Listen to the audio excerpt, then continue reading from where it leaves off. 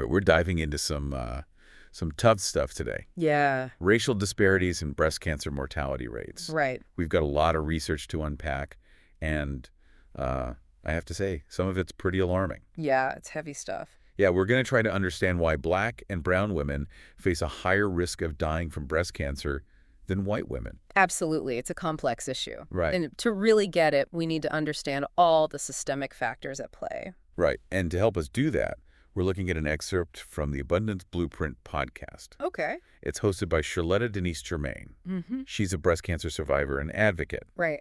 Now, we are getting her perspective, so keep that in mind, Absolutely. as someone who's so deeply involved in this fight. Yeah, it's important to acknowledge that lived experience offers a unique perspective, Absolutely. especially when we're talking about healthcare disparities. Okay, so let's get into some facts. One of the first things that jumped out at me was that Black women are 40% more likely to die from breast cancer than white women. Wow. That floored me, Yeah. especially since diagnosis rates are pretty similar across the board. Mm-hmm. If they're finding it at the same rate, why it's the huge difference in survival? It's a big red flag that something beyond just biology is at play. Right. It points to some systemic inequalities Okay. that are putting Black and brown women at a disadvantage.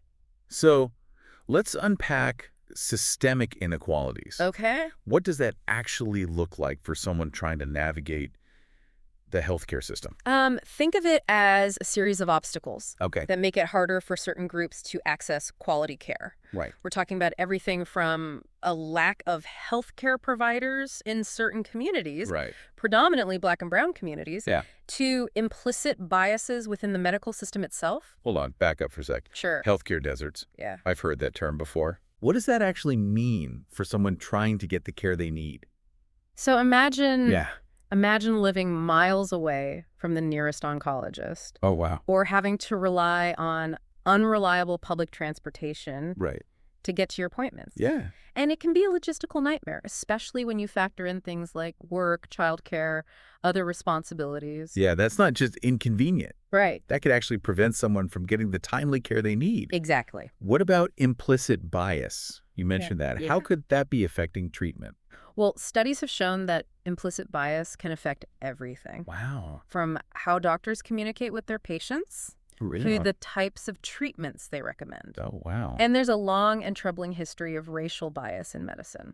So even if a doctor isn't intentionally discriminating, their unconscious bias could still be shaping the care they provide? Yeah. That's unsettling. It's a real problem, and Yeah. it's one of the key drivers of these healthcare disparities. And then there's the financial piece of the puzzle. Right. I know the cost of cancer treatment can be astronomical, Oh, yeah. even with insurance. Absolutely. And for Black and brown communities Mhm. who are disproportionately affected by poverty and income Right. those financial hurdles Yeah. can be insurmountable. Absolutely. It makes a huge difference. So it's not just about the medical aspects of treatment, it's about being able to afford it, Right. having transportation, Mhm. feeling like you're being heard and respected by Mhm. your healthcare providers. Absolutely. It all comes together. Yeah. It creates kind of a perfect storm for Right. these disparities to flourish. So we've got this grim picture Yeah. of systemic barriers, Mm-hmm. creating this gap in survival rates. Right. But Sherletta also highlighted the power of early detection in her podcast. Oh, for sure. It's not all doom and gloom. Definitely not. Early stage breast cancer has a 99% survival rate. That's huge. And it underscores the importance of knowing your body and getting regular mammograms. Which brings us to the question of timely follow-up after an abnormal mammogram. Okay. Remember that stat? Yeah. Only 55% of Black women get timely follow-up compared to 74% of white women. Right. Big difference. What's going on there? Again, it circles back to those systemic barriers. Right. Access, bias, financial limitations. Yeah. These factors can delay or even prevent Black and brown women from getting the follow-up care that they need. It's like a domino effect. Yeah. One barrier leads to another, and it all adds up to this massive disparity in outcomes. Absolutely. But knowing these barriers exist is the first step towards dismantling them. For sure. We need to be aware of these issues so we can advocate for change, Right. both on an individual level Mhm. and within the healthcare system as a whole. I agree. Okay, so we've laid out some pretty heavy stuff. Yeah, for sure. Let's shift gears a bit Okay. and talk about how individuals can take action. Sherletta is a big believer in the power of advocacy. Yes. What does that look like in practice? It can take many forms. It could be speaking up for yourself in a healthcare setting, Hmm. educating others about these disparities, or supporting organizations working to address these issues. That makes sense. Yeah. But let's be real, advocating for yourself in a healthcare setting, especially when you're feeling vulnerable, can be intimidating. Oh, absolutely. You're Uh, already dealing with so much. yeah. But remember, you are your own best advocate. Right. You have the right to ask questions, Mm-hmm. seek second opinions, and demand the care you deserve. So don't be afraid to push back if something doesn't feel right, or if you feel like you're not being heard. Exactly. Your voice matters, and your health is worth fighting for. And Sherletta is definitely walking the walk when it comes to advocacy. Yes, she is. She founded an organization called Phenomenally Women's Society Mm-hmm. to support and empower Black women facing breast cancer. That's great. That's a great example Yeah. of how personal experience can be channeled into positive change. Right. She's not just talking about it. She's creating solutions. And that's something we can all learn from, right? Absolutely. Whether we've been directly affected by breast cancer or not, Yeah. we can all play a role in advocating for a more equitable healthcare system. Yeah. I agree. It's about recognizing that healthcare is a human right. Yeah. And everyone deserves access to quality care, Right. regardless of their race, ethnicity, or socioeconomic status. So what are some key takeaways you think our listeners should really hold on to from this part of the deep dive? I think the most important thing to remember is that these disparities are not just about individual choices or behaviors. Right. They are rooted in systemic barriers Yeah. that require collective action to dismantle. And we can all be a part of that collective action, right? Yes. Even small steps like raising awareness, supporting organizations like Phenomenally Women's Society, or advocating for better healthcare policies can make a difference. Exactly. Change happens when we all work together. We were just talking about advocating for yourself or a loved one, Right. especially when you're in a healthcare setting. Yeah. Let's drill down on that a bit more. Okay. What does that actually look like in a practical sense? Well, first and foremost, Yeah. never underestimate the power of asking questions. Mhm, If something doesn't feel right or you need more clarification right. about a diagnosis or treatment plan, Yeah, don't be afraid to speak up. I get that. Yeah. But it's so easy to feel intimidated in those environments, I know. especially when you're dealing with something as serious as cancer. Absolutely. But you are your own best advocate. Right. You have a right to be fully informed and to actively participate in decisions Mhm. about your health or Mhm. the health of a loved one. Yeah. Asking questions is fundamental. So asking questions is a starting point. Yeah. What else can someone do to be a strong advocate? Don't be afraid to get a second opinion. Well- If you're having doubts, it's completely acceptable. Yeah. Encouraged, even, to consult with another healthcare provider. Mm-hmm. Sometimes a fresh perspective can make a big difference. I like that. Yeah, Sometimes you just need to hear things framed a different way or from a different person. exactly. Yeah. And be persistent. Yeah. You know, the reality is that sometimes you have to advocate fiercely for yourself or your loved one to get the right level of care. It's like what Sherletta said in her podcast. Yeah, Your voice and your story matter.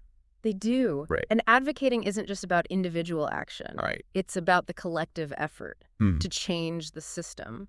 Supporting organizations like Phenomenally Women's Society, Yeah. or pushing for policy changes That's that so can right. address these disparities. It's working towards a future where everyone has the same opportunities Right? to live a long and healthy life. Mm. And those opportunities shouldn't be determined by race or ethnicity. That brings us back to Sherletta's story. She didn't just accept her experience passively. Right. She turned it into this powerful mission. Yeah, it's a powerful example of how someone can find strength and purpose Right. in really difficult circumstances.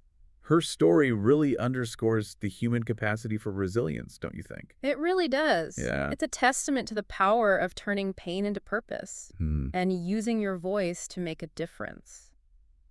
So before we wrap up this part of our deep dive, Okay. is there anything you hope our listener will take away from Sherletta's story? I hope it inspires them. Mm-hmm. Her courage, her commitment to change, her refusal to be silenced. Right. It's all so powerful. It Mm. demonstrates that we can be agents of change even when facing really big challenges. That's a powerful message for anyone going through a health challenge, Yeah, especially one as daunting as breast cancer. I agree. It highlights the importance of using your voice, not just for yourself, Yeah, but for others who might not be able to absolutely. advocate for themselves. You put that beautifully. Right. It's a reminder that we are not alone in these struggles, and that by working together, we can create a more just and equitable healthcare system. So we've talked about these heartbreaking statistics Yeah. and the systemic barriers that contribute to them. Right. But we've also seen how one person's experience can be a catalyst for change. Absolutely. What are your thoughts as we move to the last part of this deep dive? I think it's important to zoom out and think about the bigger picture. Okay. We've been focusing on breast cancer, Yeah. but these issues of healthcare access and equity Right. extend far beyond this one disease. That's a great point. Yeah. This isn't just about breast cancer. Right. It's about addressing systemic inequalities that affect our entire healthcare system. Yes, And that's a conversation we need to keep having. absolutely. We've covered a lot in this deep dive. We have. From the stark reality of these disparities to Sherletta's inspiring story and her advocacy work Right. as we wrap things up. What stands out to you most from everything we've talked about? You know, honestly, what really sticks with me is that despite all these systemic challenges, early detection offers that 99% survival rate Right. for early stage breast cancer. Yeah. It's just a powerful reminder that we have tools to fight this disease. Yeah. But it also highlights the injustice of unequal access to those tools. It really drives home the point that we need to be doing everything we can Yes, to make sure all women have the same chances, absolutely. that early detection and treatment. And it speaks to the need for ongoing research and awareness campaigns and a real commitment to breaking down those barriers that are preventing equal access. Sherletta offered some tangible actions that our listeners can take, Okay. like sharing this information with others, Yeah. using social media to raise awareness, supporting organizations that are working to address these disparities. What are your thoughts on that? I think those are all excellent steps. Yeah. Spreading knowledge is so crucial.